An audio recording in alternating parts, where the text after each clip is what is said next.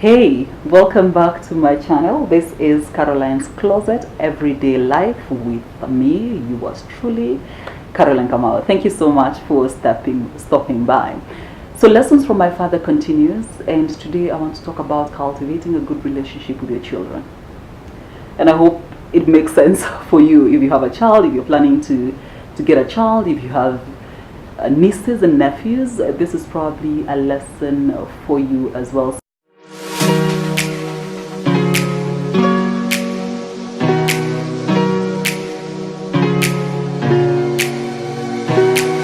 So lesson number 2, cultivating a good relationship with your children. Lessons from my father.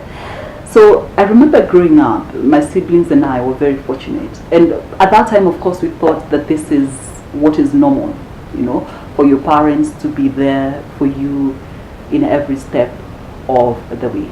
If it's homework, we did it with our parents. My dad was always, being a teacher, he was always with us, to do our homework with us, to correct us when we are wrong, to show us, the proper way to do, be it math, be it biology. So also, I remember us sitting down as a family and just sharing life. Sometimes it's just stories about maybe our siblings with our friends, or what our friends did or what they didn't do. So it was a very, very entertaining time of my life, and I really loved that growing up. And I remember when I came to Nairobi to hustle, to look for a job. And for you who is probably unemployed, or who's looking for a job, you know how draining looking for a job can be. Staying for days without. Sometimes you will go for a night without food. Sometimes you'll have to walk to town. I remember that time I used to live in a place called Mlango Kubwa, in this small, self-confused house. A room, it's not even a house, it doesn't qualify to be called a house. And life was tough then, trying to look for a job in Nairobi, trying to make something out of my life. And sometimes I used to be drained, it used to be very, very draining. And I remember every time I felt this way, I used to go back home to my mother and my father, and a weekend with them, a weekend with my siblings, sort of rejuvenated me to sort of come back again, filled me with fire to come back again and hustle in Nairobi. So my parents created a very safe haven for us as children. They created a very safe haven for me as the firstborn in our family. And I always knew, no matter how bad things became, then home is a place that I would be accepted. Home is a place that I would not be judged. It's a place where I'd find love and comfort. And now that I'm a mom, I would hope that, I'm almost teary by the way, now that I'm a mom, I hope that I can be able to do the same for my child, to do the same for my family, provide that safe haven for them. And I have been fortunate enough in my line of work to do stories on the juvenile system in Kenya and talk to children who have either run away from home or who are now in the juvenile system. And talking to them has made me realize that children nowadays, or those children, or street children for example, who are in their numbers today, they are being pushed away from home because of fights in the homes, because of their parents. Sometimes it's just the lack of acceptance. They feel like they are compared with their siblings, or they feel like they're not accepted at home, or they feel like they are not valued in the home, So these are some of the push factors that are leading children to go to the streets, that are leading children to the juvenile system. For example, alcoholism in the home is also another thing that is pushing children away from their homes. So I hope that, through this, that you can learn that it is important to be there for your child. And again, I have a few pointers to take you through this. And the first one really is that parenting is a sacrifice.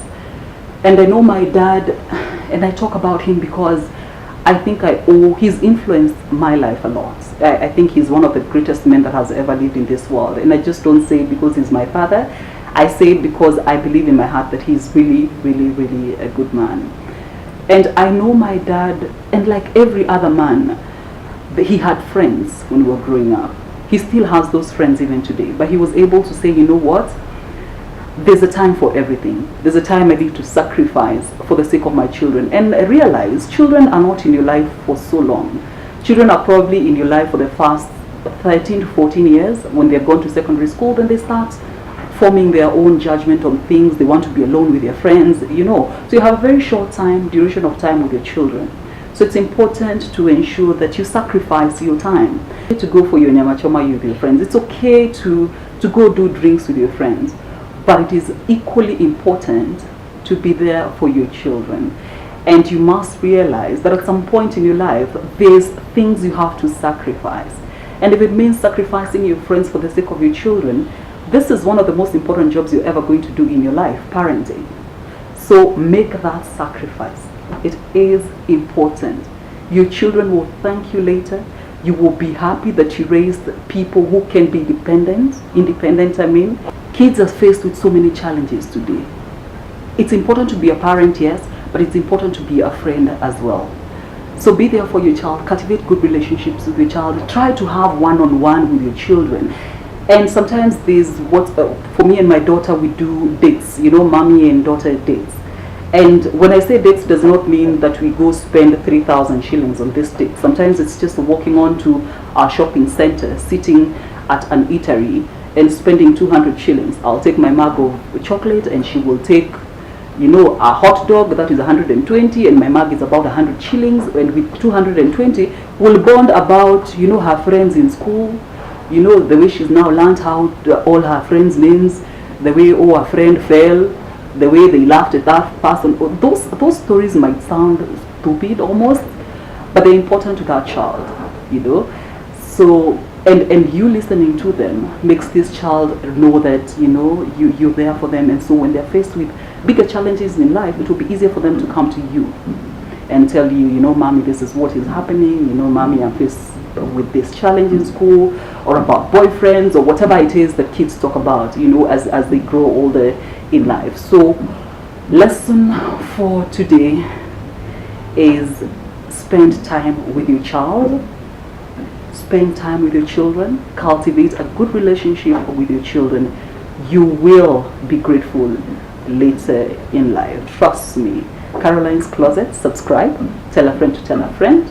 Of course, comments are always welcome. Criticism, critics, anytime, I'm open to it. And let's make this better. Let's make these conversations better as we go along. Thank you so much for your time. Please come back next week for more lessons from my father right here on Caroline's Closet.